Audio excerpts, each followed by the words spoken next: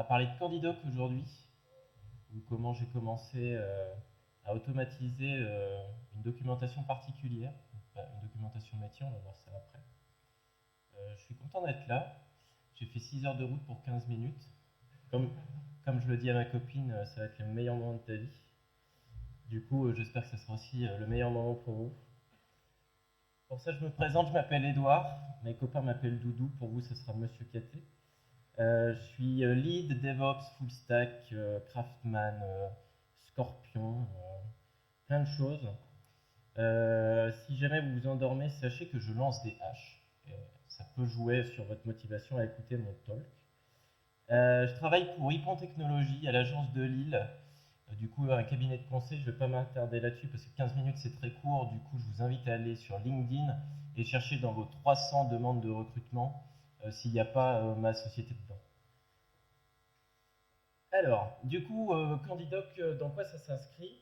En fait, par rapport à mon travail, du coup, j'ai une culture craft, c'est-à-dire que je vais prôner des méthodologies de travail comme le TDD et le BDD.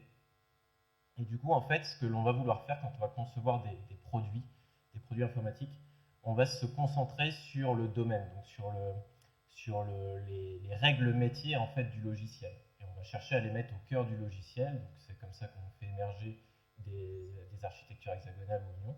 Et du coup, on va avoir une discussion forte avec les acteurs métiers comme le PO ou les stakeholders et avec toute l'équipe de dev. Ce qu'il faut bien comprendre en fait par rapport à ça, c'est que ce qui part en production en fait, c'est la compréhension que le développeur a du besoin. S'il ne comprend pas ce que vous racontez en tant que PO, ben en fait, ce qui va partir en prod est faux et potentiellement vous avez des feedbacks comme quoi ça ne marche pas et puis vous êtes reparti pour développer quelque chose. Du coup, nous, ce que l'on cherche à faire, là je vais prendre l'exemple de configurateur sur mesure dans une enseigne de bricolage pour laquelle je travaille en ce moment.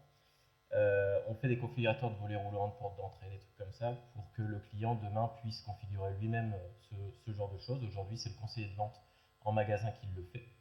Et du coup, je vais vous prendre cet exemple-là pour les portes d'entrée. Du coup, ça c'est un scénario en fait qu'on a rédigé c'est un exemple de scénario qu'on peut rédiger avec notre équipe. Du coup, ça c'est étant donné qu'une porte peut être peinte en rouge, bleu ou vert. Quand je choisis la couleur extérieure rouge, alors la porte est rouge à l'extérieur. Ça semble trivial, sauf que la compréhension du développeur peut être particulière. Premier exemple, bah oui c'est facile, c'est de la base de données. Je fais des selects dans tous les sens, des inserts en base, et puis voilà, j'ai répondu aux besoins. La deuxième possibilité, bah, je suis développeur front. Du coup, bah, pour moi, choisir une couleur, c'est une liste de cartes, et puis je clique sur la carte qui va bien, et puis potentiellement, il y a un photoréalisme de la porte qui se met à jour quand j'ai fait mon choix. Ou alors, je suis un mec qui adore le cloud, et puis je fais de la lambda dans tous les sens. De toute façon, ça répond forcément aux besoins, surtout quand on fait les trois en même temps avec GCP, AWS et Azure. Nous, ce qu'on va plutôt vouloir faire, c'est ce genre de choses. Donc en fait, ce que l'on va faire, c'est qu'on va chercher à mettre ce genre de logique dans le code source, au milieu, dans un package généralement de domaine, et on va faire émerger des notions du DDD. Donc les notions du DDD, il y a des concepts et des patterns qu'on appelle les patterns tactiques, qui vont être les agrégats, les value objects, les commandes, les événements. Toutes ces choses-là permettent d'articuler le logiciel pour qu'il parle le plus possible métier. Je vais vous donner cet exemple-là. En fait, si je ne retrouve pas de notion de couleur dans mon code, c'est pas normal. Une couleur, c'est pas une chaîne de caractères, c'est pas un code hexagonal, c'est un objet couleur. Du coup, en fait, ce qu'on remarque par rapport au scénario, c'est qu'il y a des mots-clés. Aujourd'hui, en fait, c'est très simple d'automatiser la documentation de ce scénario-là, parce que généralement, on va l'écrire au format Gherkin. Le Gherkin, ça s'automatise facilement avec du Cucumber, par exemple. Mais du coup, ces mots-clés, en fait, quand ça arrive dans le code, ils peuvent être perdus, comme je vous ai montré juste avant. Du coup, comment on fait pour que ces concepts, en fait, persistent dans le code et qu'on le montre à toute l'équipe et aux gens qui seraient intéressés? En fait, le postulat la résultante en fait que l'on a découvert, c'est que finalement, le langage commun, donc l'ubiquitous language en anglais, le langage qui est parlé par l'équipe de dev et par par les métiers pour se comprendre, en fait, fait partie de la documentation. C'est la documentation même la plus importante. Du coup, nous, ce qu'on va vouloir faire, c'est c'est highlighter en fait ces concepts-là, ces concepts métiers, avec les concepts du DDD dans le code. Je vais vous montrer ça tout de suite. Après vous avoir présenté mes petits loulous. Donc en fait, ce sujet-là, petit aparté, en fait, comme on pousse beaucoup le craft à l'agence de Lille, en fait, on a le programme de stage Osaka chez Nippon, et tous les stagiaires qui viennent chez nous, on les fait travailler sur ce genre de sujet, pour que quand ils arrivent dans leur première mission, ils aient cette appétence craft, ils font du TDD, ils font du BDD, ils font du DDD, et ils ont une plus-value énorme pour les clients. Du coup, petite démo, toc, on va partir là-dessus. Donc moi je fais du Java, parce que le Java c'est vraiment de l'objet, pas comme du TypeScript. Et du coup, euh, on a fait un plugin qui s'appelle CandyDoc. Vous aurez un QR code à la fin de la presse pour pouvoir aller voir un peu ce qu'on fait sur GitHub. Parce que le projet étant open source, je vous invite fortement à aller voir et peut-être à contribuer. Du coup, on a un plugin qui s'articule comme ça. En fait, l'un des premiers concepts du DDD, c'est le bandit context, c'est-à-dire borner mes différents concepts métiers à ce que je cherche à faire. Ici, ma démo, c'est sur de la porte d'entrée. Donc, en fait, mon package, il va parler porte d'entrée. Ici, du coup, j'ai mon bandit contexte. Ici, je l'avais appelé démo de candidoc, mais je pourrais très bien l'appeler porte d'entrée, et on est bien. Ensuite, on va aller dans d'autres concepts. Donc, ils ne sont pas notés, mais en fait, ce qui est intéressant dans cette démarche-là, c'est de mettre le plugin sur un projet qui peut exister ou pas, et de se poser la question, que fait mon objet Java en fait? Du coup, ici, mon color chart, je vois qu'il y a des notions d'événements et de commandes. Ben, je vais peut-être d'abord commencer par ces concepts-là, et je vais commencer à les annoter. Hop. Je vais l'annoter domaine commande. Celui-là, on va l'appeler domain event. La couleur, ça peut être intéressant. La couleur, qu'est-ce que c'est? Ça a une valeur, ok. Bah, ça, c'est un value object. Qu'est-ce qu'on a d'autre? On a d'autres une exception métier. Dommage, Candidoc ne sait pas encore le faire. On a un repository d'agrégat. Dommage, Candidoc ne sait pas encore le faire. Par contre, ça veut dire que color chart, c'est un agrégat. Hop. Voilà, et puis on peut encore avancer. Hein. Select color use case, bah, c'est un service applicatif, et ça, c'est pas le domaine du DDD. Je pourrais y revenir après. Du coup, une fois que j'ai annoté tout ça, bah, en fait, je lance mon petit clean install. Et puis si tout va bien, ça devrait fonctionner. Donc là, je l'ai fait en version HTML, mais vous allez voir, c'est pas beau du tout. S'il y a des UX dans la salle ou des UI, je suis preneur. Ou même des fronteux, hein, je suis preneur aussi. Du coup, hop, ça m'a généré un dossier avec la version HTML que je vous vois tout de suite. Pouf, c'est moche. C'est moche, mais ça marche. Du coup, ici, en fait, ce que l'on va retrouver sur le côté, on va retrouver mon bandit de contexte qui s'appelle porte d'entrée, et je vais retrouver mes différents concepts. Et je vais retrouver leurs interactions. C'est-à-dire que je vois que mon agrégat color chart interagit avec une commande, un value object, un domain event. Ça, c'est une plus-value énorme. Aujourd'hui, on ne met pas encore en avant le sens des interactions. Je vais vous montrer ça après avec Figma. Mais en fait, c'est une plus-value énorme parce que si vous donnez ça à quelqu'un de métier, il est capable de vous confirmer si ce que vous avez fait dans le code est cohérent avec le vrai métier.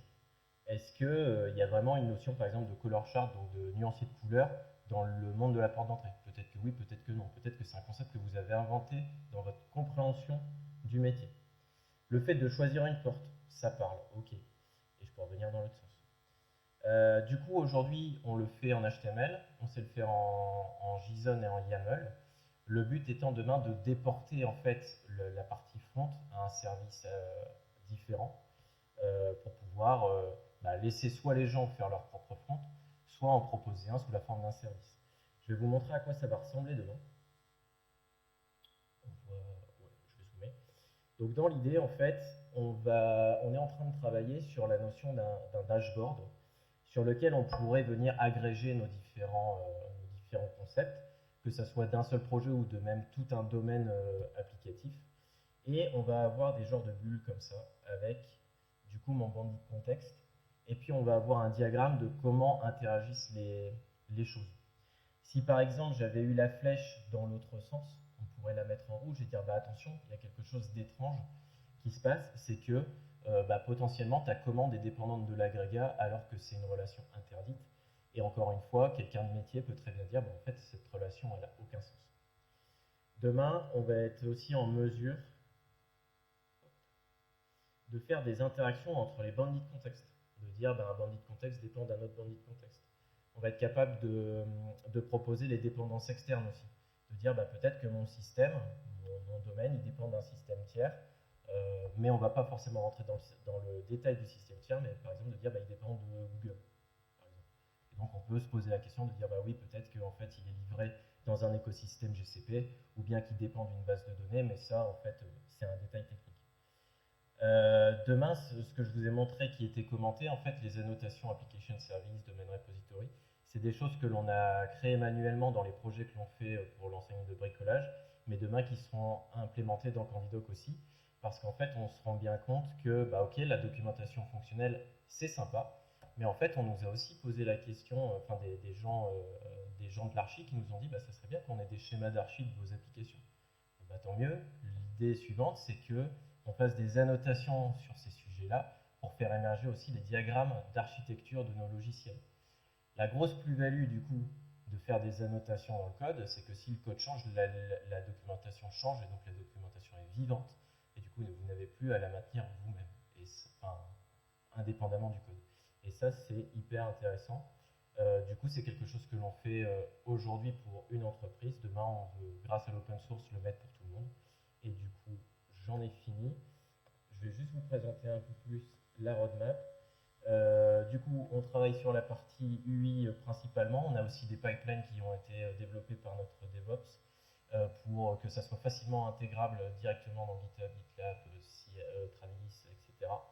On va travailler sur des concepts un peu extérieurs au DDD, mais qui sont des concepts métiers. Par exemple, acronyme off, de dire bah, si j'ai un objet qui s'appelle TVA, bah, il veut peut-être dire quelque chose. Et donc là, on va avoir l'annotation qui permet d'expliquer ce que c'est qu'une TVA. Pareil, hein, je vais vous donner un exemple, l'acronyme VR. VR, si vous parlez à quelqu'un qui a un casque d'Oculus, il va penser à réalité virtuelle, donc virtual reality. Sauf que nous, VR, bah, dans le domaine de l'enseigne de bricolage, c'est volet roulant. Donc ça serait bien de pouvoir donner la définition des choses et de pouvoir utiliser les acronymes que tout le monde utilise. Ça peut être intéressant aussi pour les noms des environnements, tout ce qui est cité, UAT, mon cul sur la commode, enfin bref. Et aussi être peut-être polyglotte demain. Je trollais TypeScript, mais TypeScript peut faire du décorateur et ça peut être très intéressant du coup pour des projets qui seraient faits en Nest.js comme la présentation d'hier ou tout simplement en Node, hein, d'annoter le code pour dire bah, qu'est-ce qu'il fait, est-ce qu'il répond correctement à mon métier. Et demain, très lointain dans le temps, vendre ça à Google et devenir riche. Voilà. Si vous avez des questions, n'hésitez pas, je suis là. Et merci de m'avoir écouté. Et du coup, hop, n'hésitez pas aussi à aller faire un tour du coup sur le GitHub. Ah, c'est dommage. C'est dommage. Attendez. Correction en live. Incroyable. Et à gauche, le QR code pour me faire un petit feedback comme Aurélie avait fait hier. N'hésitez pas. Est-ce qu'il y a des questions? Est-ce que vous êtes bouche bée et vous avez envie de l'utiliser? Aujourd'hui, les contributeurs sont les gens de Hippon et on a vraiment envie que d'autres personnes viennent. Du coup, je suis PO sur le sujet. Je vais écrire des US et du coup, je vous fais un petit peu de pub. Il y a l'Octoberfest en ce moment. Donc, si jamais vous avez envie de participer, de contribuer, bah, allez voir et restez, enfin, mettez une petite étoile pour rester informé sur ce qui se passe.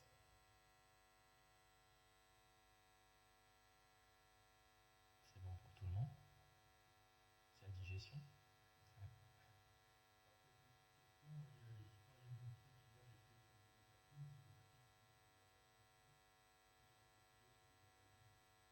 Aujourd'hui, Candidoc, il est volontairement en Java 8 pour être rétrocompatible à partir de Java 8.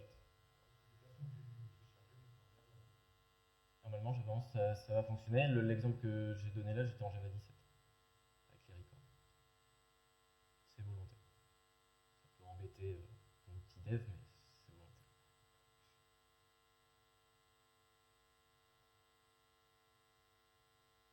Pas d'autres questions? Eh ben merci. Et puis, n'hésitez pas à venir me parler, je suis gentil.